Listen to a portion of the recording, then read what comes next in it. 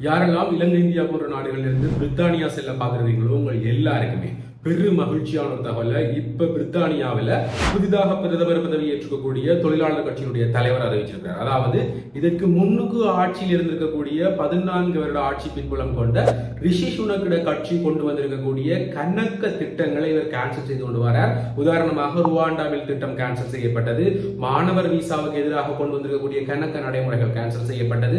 அதன் வரிசையில இன்றைக்கு ஒரு புதிய விஷயத்தை அந்த புதிய பிரதமர் கேன்சல் பண்ணிருக்கார். உண்மையிலேயே பிரித்தானியாவுக்கு போகணும் என்று சொல்லி ஆசைப்படுற கன பேர் சிக்கி தவிச்ச ஒரு விடயத்துக்கு இன்றையிலிருந்து விடுதலை கிடைச்சிருக்குது.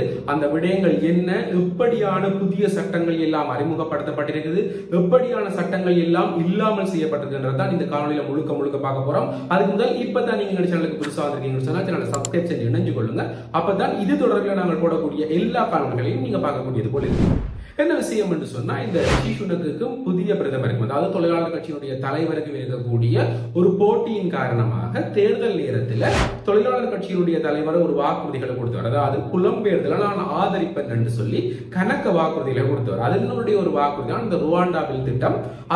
அதுக்கு சொன்ன போல இந்த ஆட்சிக்கு வந்த பிறகு இந்த ருவாண்டாவில் திட்டத்தை புதிய தொழிலாளர் கட்சியினுடைய தலைவர் கேன்சல் பண்ணப்பட்டிருந்தவர். அதே போல இந்த மாணவர் விசாக்கு எதிராகவும் கணக்கு கட்டுப்பாடுகளை கொண்டு வந்தவர். அதாவது 2-3 இன்டர்வியூ, அதில் இருக்கக்கூடிய அனுமதி கடிதங்கள், அந்த பேங்க் பேலன்ஸ் என்று சொல்லி ரிஷி சுனக் கணக்கு கட்டுப்பாடுகளை கொண்டு வந்தவர். அதுகளையும் இப்ப இருக்கக்கூடிய புதிய பிரதமர் நிப்பாட்டி இருந்தவர், கணக்கு எண்ணிக்கைகளை குறைச்சிருந்தவர், கணக்க காலேஜஸ் அட்மிஷன் தரத்தை கூட்டியிருந்தவர். அப்படி கணக்க நல்ல பல விடயங்களை மாணவர் விசாவுக்கு ஆதரவாகவும் செய்து கொண்டு வந்தவர் ரிஷி சுனக்கு எதிராக. அப்படி இருக்கதான் இன்றைக்கு இந்த புதிய சட்டம் அமலாகி இருக்குது. அதாவது பிரித்தானியாவுக்கு புலம்பெயர்ந்து போகக்கூடியவர்கள் அல்லது கணவன் மனைவி குடும்ப உறுப்பினர்களை ஸ்பான்சர் பண்ணக்கூடியவர்களுக்கு ஆதரவாக இந்த சட்டத்தை கொண்டு வந்திருக்கார். அதாவது இதனால் பிரித்தானிய குடியுரிமை வச்சிருக்கக்கூடிய ஒருவர் இலங்கை இந்தியா போன்ற நாடுகள்ல இல்ல வேறு நாடுகளில் இருக்கக்கூடிய தங்களுடைய வாழ்க்கை துணைய குடும்ப உறுப்பினர்களை பிரித்தானியாவுக்கு நாங்கள் எடுக்கணும் என்று சொன்னா ஆண்டு வருமானமாக 38,700 பவுண்ட்ஸ்கள் நீங்கள் காட்டணும் என்று சொல்லி இந்த ரிஷி சுனக் கட்சி ஒரு சட்ட நடவடிக்கையை கொண்டு வந்தது. உண்மையிலேயே கன பேருக்கு இது ஒரு பிரச்சனையான விடயமா இருந்தது. ஏன்னா 38,700 பவுண்ட்ஸ் என்றது சும்மா நெச்சு பார்க்கிற விடயம் கிடையாது. அதை உழைக்கிறது அங்க பிறந்து அங்க படிச்சு அங்க நல்ல பதவி இருக்கிறதுக்கே மிக கஷ்டமான ஒரு விடயமா இருந்தது. அப்படி இருக்க இந்த ஆக்கள் எடுக்கிறத குறைக்கணும் என்று சொல்லி போட்டு ரிஷி சுனக் கட்சி இப்படி ஒரு நடவடிக்கையை கொண்டு வந்தது. அதாவது ஆண்டு வருமானமாக 38,700 பவுண்ட்ஸ் உழைக்கக்கூடிய ஒருவர் தான் தந்த குடும்ப உறுப்பினர்களை பிரித்தானியாவுக்கு அழைத்து வர முடியும் என்று சொல்லி ஒரு சட்டத்தை கொண்டு வந்தவர். அதை இப்ப இந்த புதிய பிரதமர் கேன்சல் செய்திருக்கிறார். அதாவது நீங்க அப்படியெல்லாம் உழைக்க வேண்டாம், நீங்கள் இதுவரைக்கும் முன்னுக்கு இருந்த போல வெறும் 29,000 பவுண்ட்ஸ் உழைச்சாலே காணும், நீங்க நோமலா உங்களோட குடும்ப உறுப்பினர்களை நீங்கள் பிரித்தானியாவுக்கு அழைத்து வரலாம் என்று சொல்லி அந்த சட்டத்தை அறிமுகப்படுத்தப்பட்டிருக்கார். அதாவது அந்த ரிஷி சுனக் கொண்டு வந்திருக்கக்கூடிய 38,700 பவுண்ட்ஸ் என்ற சட்டத்தை இல்லாமல் பண்ணி போட்டு நீங்க 29,000 பவுண்ட்ஸ் உழைச்சாலே காணும் கொண்டு வாங்கன்னு சொல்லி ஒரு சட்டத்தை அறிமுகப்படுத்தியிருக்கார். உண்மையிலேயே யாரெல்லாம் பிரித்தானியாவுக்கு போக காத்திருக்கீங்களோ உங்கள் எல்லாருக்குமே இந்த அறிவித்தல் ஒரு பெரும் மகிழ்ச்சியான தகவலா இருக்கு. ஏன்னு சொன்னா கணவன் அங்க மனைவி இங்க, மனைவி அங்க கணவன் இங்கன்னு சொல்லி கணக்க குளறுபடிகள் இதால நடந்து கொண்டிருந்து பிள்ளைகளை சொந்த பிள்ளைகளை கூட எடுக்கலாத ஒரு நிலைமை இருந்தது. இந்த 38,700 பவுண்ட்ஸ்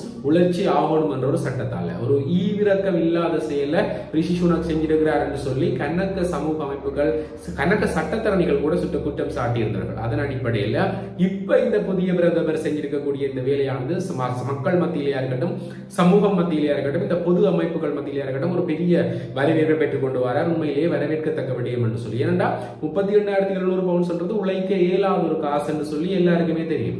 அதை நீங்கள் கொண்டு வந்த ஒரு சட்டமா வைக்கிறதன் மூலம் யாரெல்லாம் அங்க கணவன்கிட்ட போகணும் மனைவிட்ட போகணும் என்று சொல்லி ஸ்பான்சர் செய்யணும் என்று சொல்லி ஆசைப்படுகிறோம் அவர்கள் செய்ய இயலாத ஒரு நிலைமை இருந்தது. ஆனா இப்ப அந்த திட்டம் முற்றுமுழுதா கேன்சல் பண்ணப்பட்டிருக்குது. அப்ப யாரெல்லாம் உங்களுடைய கணவன் மனைவி அங்க இருக்கணும் இல்ல பிள்ளைகள் அங்க இருக்கணும் என்று சொல்லி ஸ்பான்சர் மூலம் போக ஆசைப்படுறீங்களோ இதுதான் சரியான தருணம் என்று நான் சொல்லிக் கொள்வேன். என்று சொன்னா இதற்கு பிறகு எப்படியான நடவடிக்கைகள் வரப்போகுது என்று சொல்லி தெரியாது. அதற்கு எதிர்ப்பலைகள் கிளம்பலாம், இப்படி கணக்க விடயங்கள் இருக்கீங்க. இப்ப யாரெல்லாம் நீங்க இந்த வாய்ப்புகளை பயன்படுத்தி போகணும் என்று சொல்லி ஆசைப்படுறீங்களோ தயவு செய்து இப்பயே போய் கொள்ளுங்க. என்னன்னு சொன்னா மிகப்பெரிய ஒரு பரியர் இல்லாம போயிருக்கு. இதுவரைக்கும் 29,000 பவுண்ட்ஸ் அதை மிக இலகுவான காசு, ஒரு ஆண்டுக்கு 29,000 பவுண்ட்ஸ் உழைக்கிறது.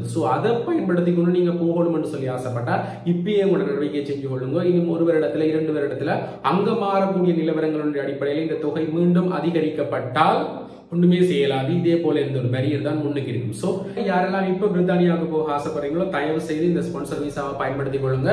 இந்த கட்டணம் குறைக்கப்பட்டது மிகப்பெரிய ஒரு வாய்ப்பு. அதே போல ஸ்டூடெண்ட் விசாவில் போகிறதுக்கு நீங்க ஆசைப்பட்டாலும் இப்ப இருக்கக்கூடிய சந்தர்ப்பம் வந்து மிக மிக மிக இலகுவான சந்தர்ப்பம். நீங்க மிக இலகுவாக போய்கொள்ளலாம். ஏன்னா விசா ரிஜெக்ட் பண்ற சான்சஸ் வந்து மிக கணிசமான அளவு குறைஞ்சிருக்கு. மிக பெரும்பாலும் எல்லாருக்குமே விசாக்கள் கிடைச்சு கொண்டிருக்குது. ஏன்னு சொன்னா அவர்கள் வந்து தங்களோட குடும்ப உறுப்பினரை இப்ப அழைச்சு கொண்டு போகிறாங்க என்ற ஒரு சட்டம் இருக்கிறதால தனிய மாணவர்கள் கண்டபடியா நல்ல ஆப்பர்ச்சுனிட்டிஸ் வந்து இந்த ஸ்டூடெண்ட் விசாவிலையும் இருக்குது. அதே போலதான் இப்ப இந்த புதிய பிரதமர் புலம்பெயர் மக்களுக்கு ஆதரவாக செயற்படுறதால நீங்க மிக கூடிய விரைவில் பிரித்தானியாவுக்குள்ள போலாம். அதற்கங்கால உங்க திட்டங்களை நீங்கள் நிறைவேற்றிக் கொள்றதுக்கு இது ஒரு பொன்னான வாய்ப்பா இருக்கும் என்று சொல்லி யோசிக்கிறேன். சோ யாரெல்லாம் பிரித்தானியாவுக்கு போகிறதுக்கு இப்ப தயாரா இருக்கிறீங்களோ தயவு செய்து உங்களோட நடவடிக்கையை மேற்கொள்ளுங்க. இது ஒரு பொன்னான வாய்ப்பு, இனி கிடைக்காது என்று சொல்லி அறியப்படுற வாய்ப்பு. ஏனென்றா இந்த 38,700 என்ற ரூல் கொன்றேக்கே கண்ணபேர் என்ற தலையில் ஒரு பேரடி விழுந்தது.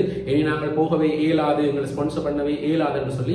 ஆனா அதுக்கு ஒரு மிகப்பெரிய மாற்றமாக இன்றைக்கு நிகழ்ந்திருக்குது. சோ தயவு செய்து இந்த சந்தர்ப்பத்தை பயன்படுத்திக் கொள்ளுங்க. அதே போல இன்னும் ஒரு முக்கியமான விடயம் என்னன்னு சொன்னா பிரித்தானியாவில் இப்ப நடந்து கொண்டிருக்கு. அதாவது இனக்கலவரம் வந்து அங்க தொடங்கி இருக்குது. ஒரு சிறிய படியன் ஒருவன் அங்க இருக்கக்கூடிய பிள்ளைகளை வந்து கத்தியால குத்தின கேஸ்ல தொடங்கினது இன்றைக்கு மிகப்பெரிய ஒரு இனக்கலவரம். அதாவது புலம்பெயர்ந்தவர்களுக்கு எதிராக அந்த கலவரம் திசை திருப்பப்பட்டு பாரிய கலவரங்கள் பிரித்தானியா முழுவதும் நடந்து கொண்டிருக்குது.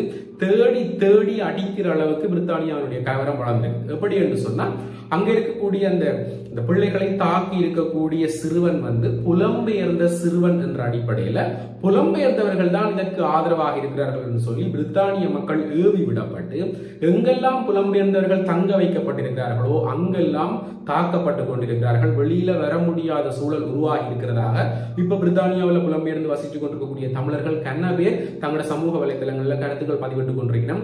ஏன் இப்படி ஒரு நிலைமையை வந்து பிரித்தானிய அரசு இன்னும் எதிர்க்கையில கலவரங்களை கட்டுப்படுத்தல் என்று சொல்லி கணக்கு கேள்விக்குறிகள் இருந்தாலும் மிகப்பெரிய ஒரு மக்கள் கலவரமாக மாறி இருக்குதுன்றதான் மறுக்க முடியாது. உண்மையிலேயே வந்து அங்க நடந்தது ஒரு எதாட்சியான விடயமா இருக்கலாம், அல்லது ஒரு தனிப்பட்ட விடயங்கள் காரணமாக இருக்கலாம். அந்த சிறுவன் வந்து எப்படிப்பட்டவன், அவனுக்கு மனநோய் இருக்கா இல்லையான்றது கூட தெரியல. ஆனா அவன் ஒரு புலம்பெயர்ந்தவர்கள் மட்டும் காரணம் காட்டிக்கொண்டு இன்றைக்கு பிரித்தானியா முழுவதுமே புலம்பெயர்ந்தவர்கள் விரட்டி அடிக்கப்பட்டு கொண்டிருக்காங்க. விரட்டி அடிக்கப்படுறாங்கன்னா பிரித்தானியா விட்டு வெளியில இல்ல, எங்கெல்லாம் பிரித்தானியாவில் தங்க வைக்கப்பட்டிருக்கிறார்களோ அங்கெல்லாம் இந்த பிரித்தானியாவில் வசிக்கக்கூடிய மக்கள் போய் தாக்குதல் நடத்துகிறார்கள். ஒரு கேம்ப்ல தங்க வச்சிருக்க 2-3 கேம்ப்ஸை கூட உதாரணமாக காட்டியிருந்தவர்கள் இங்கெல்லாம் புலம்பெயர்ந்தவர்கள் தங்க வைக்கப்பட்டிருக்கிறார்கள், அங்கெல்லாம் அவங்களுடைய மக்கள் அடித்தொழிக்கப்படுகிறார்கள் என்று சொல்லி ஒரு மிகப்பெரிய கலவரமே இப்ப பிரித்தானியாவில் நடந்து கொண்டிருக்குது. சோ யாரெல்லாம் இப்ப நீங்க பிரித்தானியாவுக்கு போறீங்களா, அதாவது ஒரு கிழமை 2 கிழமையில நீங்க பிரித்தானியாவுக்கு போறதுக்கான பிளைட் டிக்கெட் புக் பண்ணிருக்கீங்களோ தயவு செய்து இந்த விடயத்துல கொஞ்சம் அக்கறையா இருங்க. இப்படியான நீங்க போன பிறகு இப்படி உங்களோட இடத்துக்கு போறது, ரூமுக்கு போறது,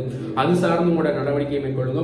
மிக குறிப்பா இந்த தமிழர்கள் அதிகம் வாழ்கிறதாக அதிகப்படுகிற இந்த ஹரோ பகுதியில தான் மிகப்பெரிய பிரச்சனைகள் நடக்கப்படுது. சோ இது சார்ந்து கொஞ்சம் விழிப்புணர்வாயிருங்கோ. இந்த விசாக்கள் சார்ந்து, அதாவது இந்த பிரித்தானியா விசா, ஸ்டூடெண்ட் விசா, இது சார்ந்து ஏதாவது சந்தேகங்கள் இருந்தா தயவு செய்து கமெண்ட்ல கேளுங்க, கட்டாயமா ரிப்ளை பண்ணுவேன். அதே போல இந்த IELTS கிளாஸ் பத்தி கணக்க பேர் கேட்டிருந்தீங்க. சோ யாரெல்லாம் IELTS கிளாஸ் நீங்க போகணும்னு சொல்லி ஆசைப்படுறீங்களோ, கணக்க பேர் கேட்டிருந்தீங்க. நான் கணக்கு கிளாஸ் வெரிஃபை பண்ணினா நான் ஒரே ஒரு கிளாஸ் மட்டும் என்னால சஜெக்ட் பண்ண முடியும். ஏன்னா நான் என்னோட பர்சனலா கதைச்சிருக்கிறேன், அதுல படிச்சு வெளியில வந்திருக்கக்கூடிய கணபேரோட கதைச்சிருக்கிறேன். சோ எனக்கு ஒரு நம்பிக்கை வந்தது, அவர்கள் ஒரு சிறந்த கோச்சிங்க செய்து கொண்டிருக்கணும். அது நீங்க ஆங்கிலத்தினுடைய அடியில இருந்தாலும் சரி, இல்ல நீங்க நல்ல இங்கிலீஷ் பேசக்கூடிய ஒரு ஆள், நல்ல இங்கிலீஷ் நுழைஞ்சு இருக்கக்கூடிய ஒரு ஆளா இருந்தாலும் சரி, உங்களுக்கான டிப்ஸ் அண்ட் ட்ரிக்ஸ் வந்து ஃபுல்லா சொல்லி தரணும். சோ அவையில் நம்பரை கீழே போடுற இந்த நம்பருக்கு தொடர்பு கொண்டு எங்களோட பேரை சொல்லி நீங்கள் அறிமுகப்படுத்தினா அவர்களுக்கு என்னன்னு சொல்லி விளங்கிக் கொள்ளும். உங்களுக்கான சகல கிளாஸையும் உலகத்தில் எங்க இருந்தாலும் ஆன்லைன் மூலம் படிக்கக்கூடிய வசதிகளை ஏற்படுத்தி தெரியணும். மிகச்சிறந்த ஒரு கிளாஸ் சொல்லுவேன். சோ அதே போல மேலும் ஒரு முக்கியமான தகவலோட அடுத்த நாளில் சந்திக்கிறேன். நன்றி.